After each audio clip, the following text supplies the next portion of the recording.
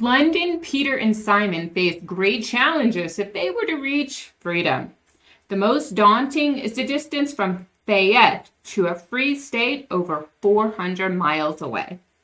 Ooh, that sounds interesting, doesn't it? You can write something similar if the story appears in your family history. Writing a family history is super easy when you follow a writing recipe. This simple formula is that record by record, sentence by sentence, you can write the stories of your ancestors' lives. That formula sounds simple, but a viewer doubted me and issued a writing challenge. Could I turn a runaway slave ad into an interesting story without any knowledge of who the people are in this story? It's a little bit of a challenge, but I accept, and today we'll walk through the process together. Howdy, I'm Devin Noel Lee, the author of a memoir, 2 published family histories, 60 scrapbooks, and 120 biographical drafts becoming books. This YouTube channel teaches you how to quickly write non-boring family histories to share your legacy with your loved ones. Now, let's dive into the runaway slave ad writing challenge. The first thing I want to tackle is the boring part of writing stories first, the citations. You'll find this citation template in the show notes linked in the description box. The first part of the citation is the article's title. Not every news item has an obvious title. In this case, we'll go to the most prominent aspect of the news piece. That would be a $75 reward. If your article doesn't have a clear title, just write untitled. The next parts of the citations are pretty straightforward. The part that might trip you up is the part that says article type. Reviewing this article, what type is it? It's not a letter to the editor, an obituary, or political announcement. It falls into the category of slaves ads, but is it really advertising a slave auction or sale? No, it's not. Instead, it's advertising the return of 3 slaves. So we should state that. However, there are several articles on this page, so how can we identify this article as distinct from other ones? That's when I added the persons London, Peter, and Simon to the citation. It now looks like this. Take a moment to pause the video so you can look at all the parts. Now that we have cited this article, how do we go about turning this record into a story? Since the article was provided at random, I don't have the familial context about either the runaways or the person who placed the ad. If I had that information, the story I would share with you would have greater depth. But stick around and see how much I can glean from this one document plus some historical context. The first thing to do is transcribe records and gather all the details from the article. With newspaper articles, very few transcription skills are needed. The transcription process is pretty straightforward. But you will rightly say, this is a rather boring story. What can we do? I watched a great presentation from Roots Tech 2022 by Bernice Bennett. She provided a list of questions to ask while reviewing these ads. What was the reward amount? When did the slave run away? What was their name? What did they look like? And does the ad provide any clues that the runaway planned their escape prior to it taking place? Who placed the ad and what can we know about them? After considering her questions, we can move to the next step, which is reorganizing the transcription into a more fluid story. I call this step rearrange. First, we start with the setting of the time and place and the action of the scene. Now we talk about the story's journey arc. They are traveling when the action takes place. Then we introduce the continuing action, meaning Mr. Barkley was traveling to Florida but had to stop and post an ad about the escapees. Now we need a character description. We have to leverage the details from the article to make things work. For instance, while London belonged to Brighton, you would think he would have given more distinguishing clues. What does undersized mean? How would looked down when spoken to really help differentiate one servant class individual from another? And speak short, yikes! If London escaped from Brighton and was never found again, it's no wonder why. And we could put these suppositions in these questions into the story.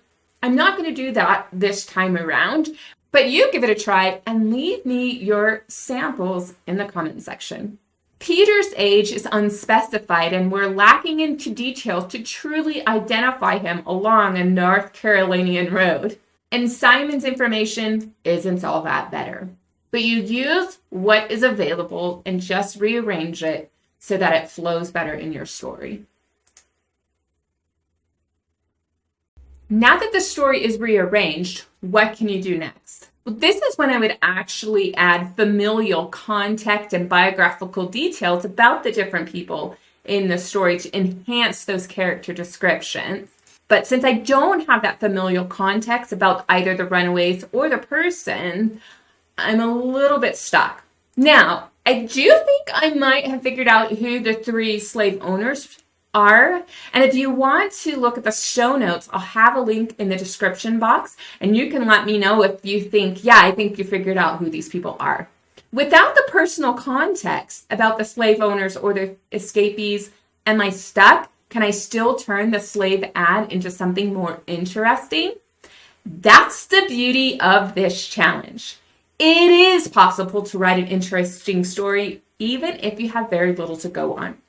First, let's enhance what's available from the article itself. We know that Mr. Barkley offered a $75 reward for capturing the 3 slaves. Using an equivalency calculator, such as this one, we can see the conversion is about $2,200 in 2020 timeframe. That's a sizable reward. We could also attempt to determine the average price of slaves or other property to put this value in 1840 context. That might take a little more digging, but it could pay off with enhancing a great story. This newspaper helped me out with general prices for goods and services in Raleigh, North Carolina. If I'm reading this correctly, pork is about $5.50 a pound. Thus, the reward is equivalent to 13 pounds of pork. In Wilmington, this reward would be equivalent to 2,500 pounds of rice. If you looked at a food storage calculator, 20 pounds of flour, among other things, is what one person needs for a year, or 175 pounds of wheat. But if your staple crop is rice, you would have 2,500 pounds of it, and that could feed many people. Since slavery is a sensitive subject, we might leave off this commodity comparison. Let me know if you think it would add to or take away from this type of story.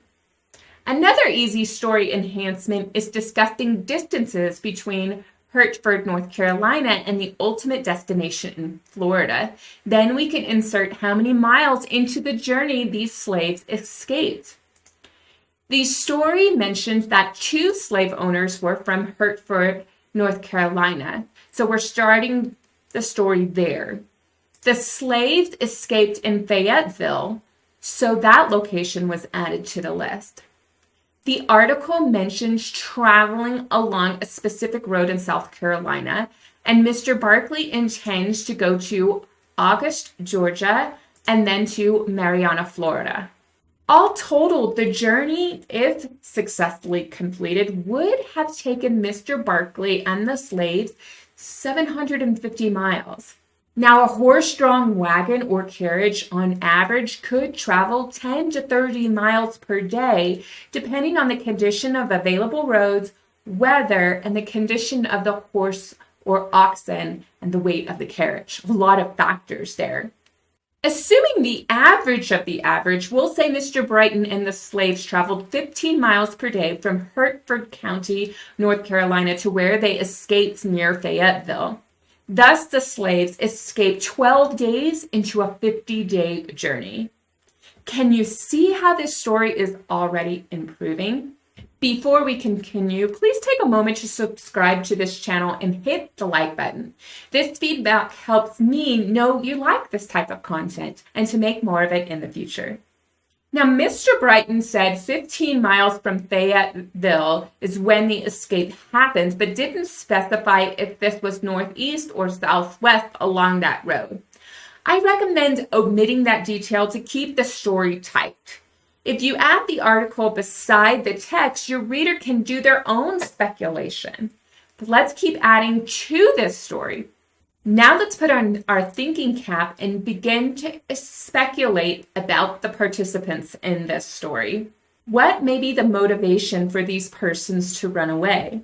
Where do you think the runaway is trying to go? Since we lack enough information to pull that out, can only speculate. Perhaps they were trying to go to, and perhaps they were motivated because.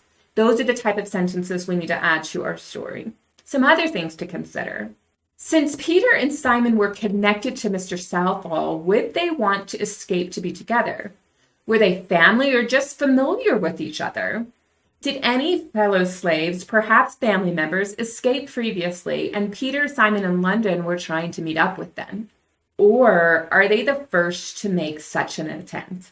Were Mr. Southall, Scott, or Barclay terrible masters, and escaping would perhaps get the men into a better situation? Given the ultimate destination is over 700 miles from Hertford, North Carolina, the trip is likely a permanent move. Did Simon, Peter, and London escape to stay close to their family members in North Carolina? How would they make that work if Mr. Scott and Southall exchanged money with Mr. Barclay?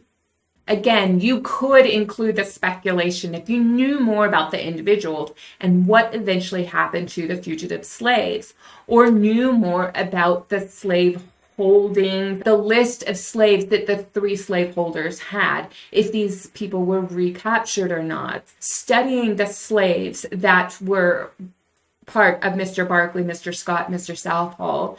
How many others escaped previously? How many did they have after this event took place? That's when knowing more about the individuals can help you write a really great story. But again, when you include speculation in your story, just be used to use the vocabulary that informs your reader that you are considering what might have happened, but you are not making definitive conclusions.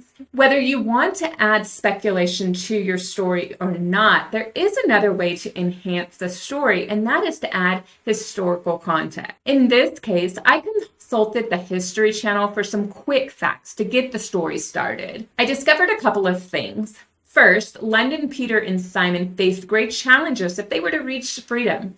The most daunting one being the distance from Fayette to a free state, and I'll show you that on a map here in a moment. By the 1940s, the function of the Underground Railroad was active throughout the United States. However, another little historical tidbit, these slaves escaped 9 years prior to the infamous Harriet Tubman's participation in the Underground Railroad. So let's take a look at those maps. The slaves would either need to travel about 400 miles north to Pennsylvania and then on to New England states. This route would take them through slave states of most of North Carolina, then Virginia and Maryland before reaching the Pennsylvania border. The other option was to go to southern Ohio. This route would likely traverse 450 miles northwest and pass through another large section of North Carolina and Virginia, and possibly Kentucky. The chances for successfully reaching freedom were difficult since they were deeply in slave territory. A physically fit person could walk 15 to 20 miles per day. London was 32 and thick-set. Peter is large and stout, and we don't know his age. And Simon is 24 and small. they could likely travel 400 to 450 miles in 25 to 30 days in good condition. However, these men might have to travel by night or off the main roads to avoid capture. Additionally, they are likely escaping without supplies, which might reduce the ground they can cover daily because they're not just walking.